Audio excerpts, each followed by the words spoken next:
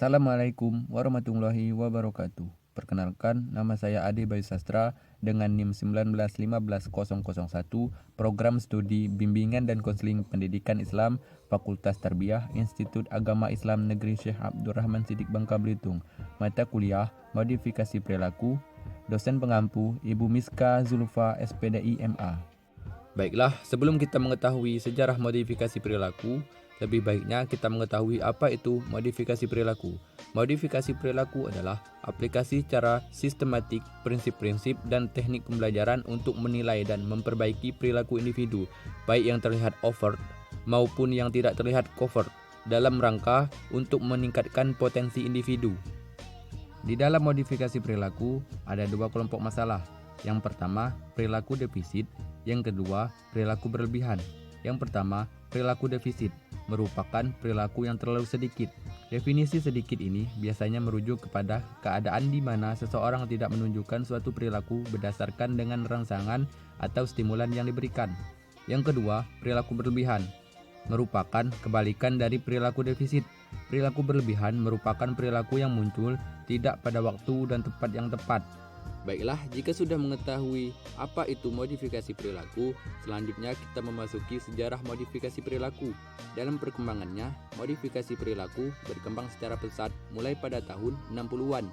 Modifikasi perilaku mulai mempengaruhi praktik-praktik perlakuan terhadap perilaku pada psikologi yang lain. Sebagai konsekuensinya, modifikasi perilaku tidak lagi begitu ketat, tidak memperlakukan manusia seperti binatang eksperimen dalam laboratorium, tetapi diperlakukan lebih manusiawi.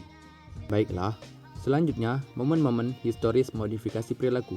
Yang pertama, pengondisian Pavlion dan terapi behavioral awal. Pada awal tahun 1900-an, seorang psikolog Rusia, Ivan P. Pavlov, membuktikan bahwa seekor anjing yang dipasangkan stimulus ganda seperti bel dan makanan, di mana makanan akan membuat anjing mengeluarkan liur, dapat diajarkan untuk mengeluarkan liur saat mendengarkan bel saja meski makanan tidak ada. Riset Pavlov ini memicu studi tentang jenis pembelajaran yang sekarang dikenal dengan pengondisian klasikal. 2. Pengondisian operan dan modifikasi perilaku awal.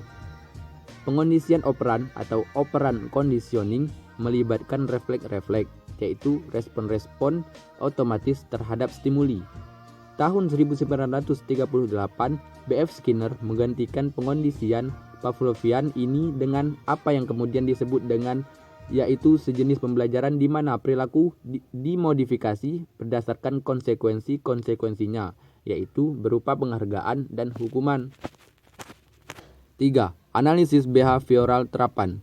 Tahun 1968 menyaksikan terbitan pertama Journal of the Experimental Analysis of Behavior atau disingkat JEAB yang membahas analisis dasar perilaku.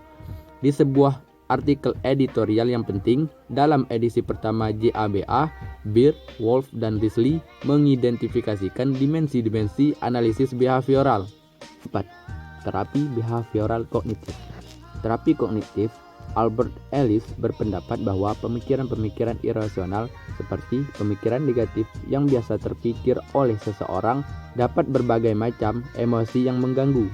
Pendekatan terhadap terapi adalah membantu siapapun mengidentifikasikan keyakinan-keyakinan irasional dan menundukkan kembali masalah lewat pernyataan-pernyataan diri yang lebih rasional. Di lain pihak, Aaron Beck juga mengasumsikan bahwa pemikiran yang mengalami disfungsi dapat menyebabkan depresi dan masalah-masalah lain. 5. Penggunaan modifikasi perilaku saat ini dan pendekatan-pendekatan terkait layanannya. A. Analisis behavioral terapan. B. Modifikasi perilaku. Baiklah, mungkin itu yang bisa saya sampaikan. Terima kasih.